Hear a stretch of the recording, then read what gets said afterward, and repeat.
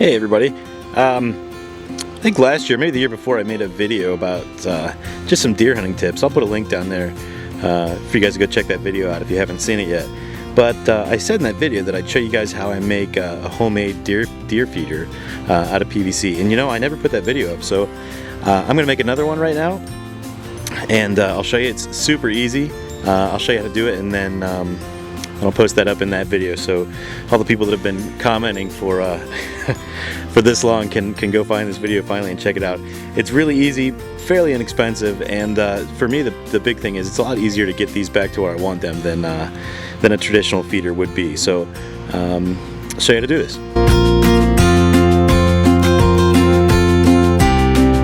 There's lots of ways to make these PVC feeders. If you check around on YouTube or just Google it, you'll find a million different ways that people make them. I make mine real simple, out of 4 parts. You technically don't even need one of these. You could do it out of 3 parts. This is just going to go on the top of the feeder, just to keep the rain and stuff out of it. So a lot of people will just put some, put a piece of foil or a bag and a rubber band. I mean, if you want to save a couple more bucks, you can do it that way. But this one's 4-inch. I like to typically use 6-inch, but this is what I was able to get a hold of quickly. So this is a 4-foot length of 4-inch PVC, a couple of caps, and a Y. So first thing I got to do, this is going to attach on the bottom to the feeder, but I need something to put the cap on the end of this to keep the feed from coming out. So I'm just going to zip a quick piece off the end of this so I can insert it into here and put the cap on it, and then it just goes together real simple after that. Okay, so I've got my piece cut off the end. Just cut it right off the end of there. And what I use to cut this stuff, I mean, you can use any number of things. I use these, it's like a Japanese style pool saw. I use these for everything. And if you don't have one, I highly recommend find yourself a cheap one at Lowe's or something, pick one up and give it a shot. I use it for everything. It zips through this PVC in about 10 seconds. I mean, it's great for everything. Anyway, that's another video. But this is real simple from here. Your long section of PVC, this is a 4-foot. It can be whatever length you want. It's going to slide in to the top of the Y. This piece is going to slide in to the bottom of the Y. One of these caps is going to go on the end of that, and one will go on the top. So I'm going to throw this together real quick and be right back with you. Okay, so that took me literally 20 seconds to put together. Like I said, just take your long section of PVC, stick it right in the top of your Y. Your little piece that you cut off is going to go in the bottom, so you just have something for the cap to slide onto. And then this final cap, once you fill it up, put this over the top just to keep the rain and stuff like that out. So now it's all put together. I didn't glue this. You can if you want. I've never had any issue not gluing them, so I'm not going to glue it, but you certainly can. Now the only thing, and I don't know if this is as big of an issue as some people seem to think it is, but I'm gonna go ahead and paint this just to kind of make it blend in with the woods back there a little bit better, so it's not a giant white piece of pipe hanging off a tree. But I'm gonna hit this with some spray paint, and I'll show you what it looks like after that. And there is the finished product. It's not fancy, but it's gonna blend in a little bit better than just a white pipe stuck to a tree in the back there. This is the paint I used. Just some Rust-Oleum stuff. I'm gonna use flat colors, just so they're not as shiny as like the glossy paints would be. But I just took a couple coats of the brown. Then I took, you see the leaves down everywhere. There's one right there. I just held the leaf and sprayed the green on top. And like I said, it's nothing fancy, but it's gonna do the job and help make it not stand out quite so much. So let me give this a second to dry, and I'll take it back there and show you what you do next. Alright, and there is the finished project. Really simple actually. Once you have it all put together like I showed you, you can attach it to a tree any way you want. I've got some old, these are some old nylon ratchet straps that I fell off somebody's car, on the side of the road. I just cut them up and wrapped them around, put a screw in the tree, put a screw in the front of that, and that's what these are held together with. Really simple. So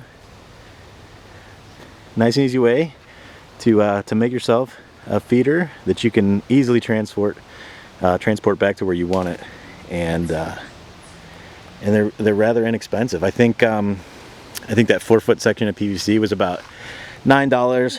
I think the Y was about the same. 2 caps were a couple bucks a piece, and then some paint and stuff. And I mean, a lot of this stuff you might have around here already. And again, you don't need the top cap. You can put anything over the top just to keep the stuff out of it. It's really simple, and you can make them out of lots of other things. So just take a look around. This is the way I do it. Like I said, I prefer the 6-inch.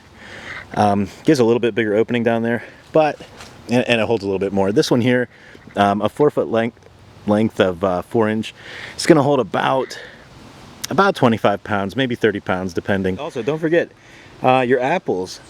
All my apple trees, you know, they drop a ton of apples on the ground before you can get to them, or the ones that go bad. I collect all those apples up in buckets. Actually, I make the kids do it, to be honest with you. But I bring them back here, and I put them around near all my feeders and just various spots I hunt throughout my woods. And the deer, they just love these apples. So, and also, if you didn't see the other video, right there, that is it's a lid of a peanut butter jar. Real simple. Take the lid off, screw it into a tree. You don't have to mess with this. Just cut the bottom off, right? Take your knife, cut the bottom right off, come back, screw that guy right into the tree, and they love it. They love it. Really simple, really easy. Go to the dollar store, buy your peanut butter. That I don't remember what they're called, but we've all got those stores now where everything in the store is $1. They sell peanut butter there. It's $1. Stock up on it, and let the deer have it. They love it. So get your apples out, get your corn out, get your peanut butter, and you can see there's one on that tree. I put them all through here. They really enjoy them. It works well, and it's cheap. It's cheap. These apples are free. This corn here for me, 50-pound bags are $5 to $6 if you can get them off a farmer locally. If you have to go to the store and buy them, you're probably closer to 10, maybe a little more. And the peanut butter, it's $1 a jar. So really cheap investment to have some fun, to put some meat in the freezer for winter.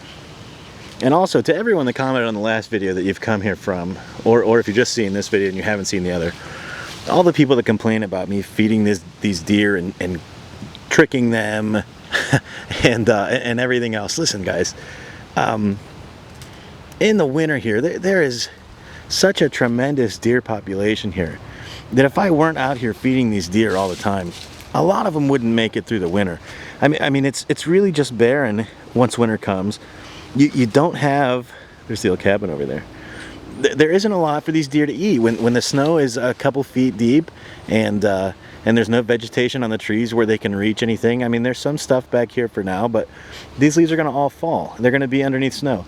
There's not a lot for these deer to eat. The population is so incredible around here that me feeding these deer all year keeps a lot more of them alive than it does than I quote-unquote trick into killing. You know, I might get 2 deer out of here this year, but how many are gonna make it through the winter because I feed them all winter long? I mean, come on, folks. Some of the comments on the video, the last video, are just incredible. And I mean, there's well over 100,000 views on it, so a lot of different people have seen it. And I understand people have differing opinions on hunting, but I mean, really, I mean, I've had comments where people say that I should just get my food from the grocery store so nothing has to be killed. I mean, there are some really ignorant people out there on YouTube, but I mean, that's another topic for a whole other video. The point is, this stuff really helps your chances if you're going to be deer hunting. If you're allowed to, make sure in your area that you're allowed to use these kind of techniques before doing it. You don't want to do anything illegal, get yourself in trouble. If worse comes to worse, and there ever comes a time where you have to depend on killing your own food to survive, well, at that point all bets are off, and these things will work for anyone. So that's it, guys. I won't keep this going anymore. Thanks for watching. If you enjoyed the video, if this helped at all, give me a thumbs up down below and leave a comment, and subscribe if you haven't. Anyway, thanks for watching, everybody, and we'll see you next time. Well, thanks for watching, everybody. If If you enjoyed the video and you have some friends who might enjoy some easy deer hunting tips, share the video on Facebook or share it somewhere where some fellow hunters might take advantage of something like this. Also, up there on the screen on the left is the last video I made from the Paul Bunyan Show, and on the right side is the deer hunting tips video that this video is made from originally. So check those two out. Hope you enjoy them, and thanks for watching this one, and we'll see you in the next one.